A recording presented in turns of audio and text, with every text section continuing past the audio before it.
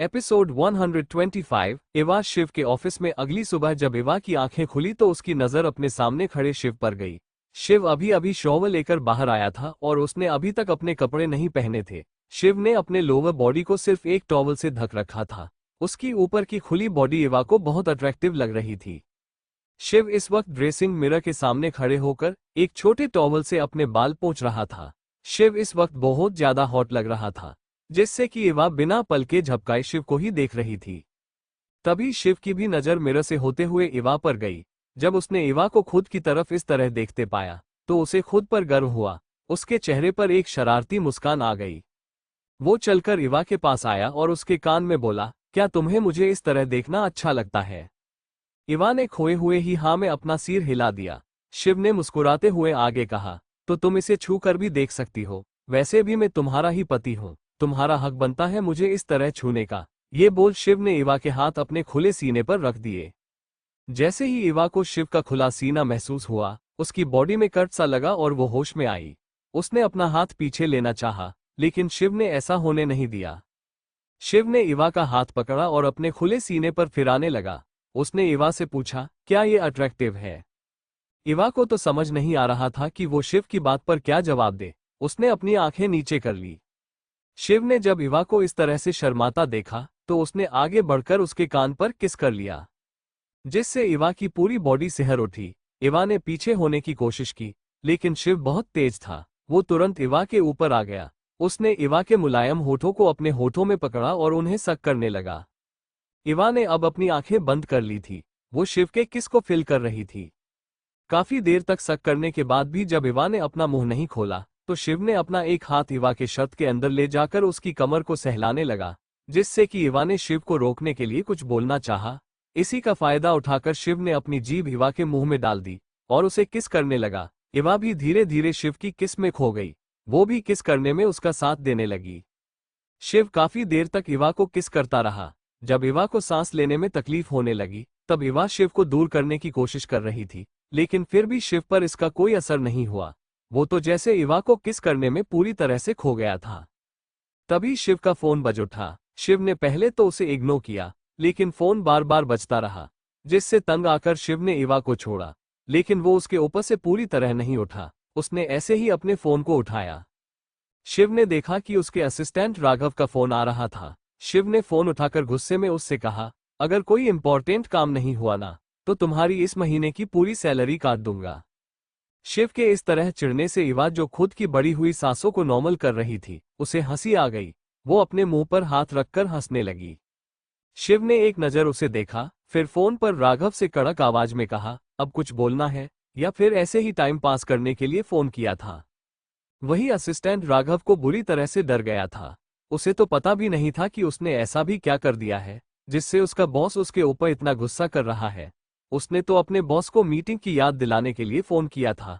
राघव ने तुरंत कहा, बॉस वो आपकी आज लंदन के क्लाइंट के साथ 11 बजे मीटिंग है, तो मैंने बस उसी के बारे में याद दिलाने के लिए आपको फोन किया था। मीटिंग कैंसिल कर दो, मैं आज ऑफिस नहीं आऊंगा। मेरी आज की सारी मीटिंग कैंसिल कर दो या फिर ऑनलाइन शिफ्ट करो, शिव ने सपाट लहजे में कहा। शिव की बात सुन असिस्टेंट राघव ने तुरंत कहा, लेकिन सर ये मीटिंग बहुत ज्यादा जरूरी है। अगर आज ये डील हमें नहीं मिली तो हमारा करोड़ों का नुकसान होगा, और वैसे भी इस डील पर हमारे राइवल कंपनी की भी नजर है। मैंने तुमसे नहीं पूछा कि मुझे क्या करना चाहिए और क्या नहीं। मैंने कहा ना मीटिंग कैंसिल करो और आज मैं ऑफिस नहीं आऊंगा, तो दोबारा फोन करके मुझे परेशान मत करो। अगर इतनी जरूरी मीटिंग है तो तुम खुद हैंडल करो।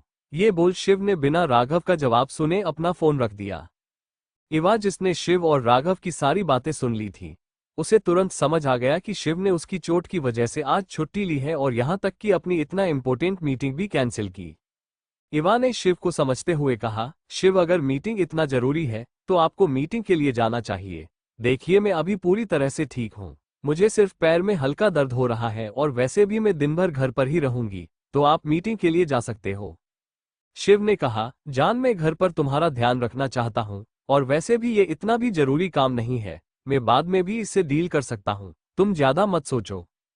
शिव, देखिए अगर मुझे किसी चीज की जरूरत होगी तो मैं वेद भाई को बोल दूंगी ना, वैसे भी वो आज मेरे साथ घर पर ही रहने वाले हैं।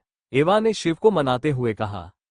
वेद का नाम सुनते ही शिव को इवा और वेद की शरारतें याद आने लगी। वो तुरंत मना करते हुए बोला, वेद, उस वेद के साथ तुम्हें घर पर अकेले छोड़ने से अच्छा नहीं कि मैं ही तुम्हें अपने साथ ऑफिस लेकर जाऊं। मुझे वेद पर बिल्कुल भी भरोसा नहीं है। पता चला घर में बैठे बैठे तुम्हें एक दो चोटें और लगी हैं। इवा तुरंत बोली, शिव, ऐसी कोई बात नहीं है, हर बार थोड़ी ना ऐसा होता है, वो तो बस कभी कभी। शिव ने कहा, मैं कोई रिस्क नहीं लेना चाहता, तो तुम भूल जाओ, मैं तुम्हें अकेला छोड़कर काम पर जाऊंगा। इवा ने कुछ सोचकर कहा, तो आप मुझे भी अपने साथ ले चलो ना, वैसे भी मैंने अभी तक आपका ऑफिस नहीं देखा, इसी बहाने में भी आपका ऑफिस देख लूंगी। शिव को भी इवा का आइडिया ठीक लगा। वो बोला, ठीक है, फिर तुम तैयार हो जाओ, ब्रेकफास्ट के बाद हम ऑफिस जाएंगे। ये बोल शिव ने इवा को अपनी बाहों में उठाया और बाथरूम में ले गया। शिव ने कहा, मैं बाहर ही हूँ, अगर किसी चीज की जरूरत पड़े तो आवाज लगा देना। इवा के भी हाँ कहा और बाथरूम का दरवाजा लॉक कर दिया। इवा जब नहाकर बाहर आई तो उसने देखा शिव बालकनी में खड़े होकर किसी से फोन पर बात कर रहा था। उनसे देखा कि बेड पर शिव उसके लिए कपड़े निकाल रखे थे। इवा तुरंत उन कपड़ों को लेकर वापस बाथरूम में चली गई।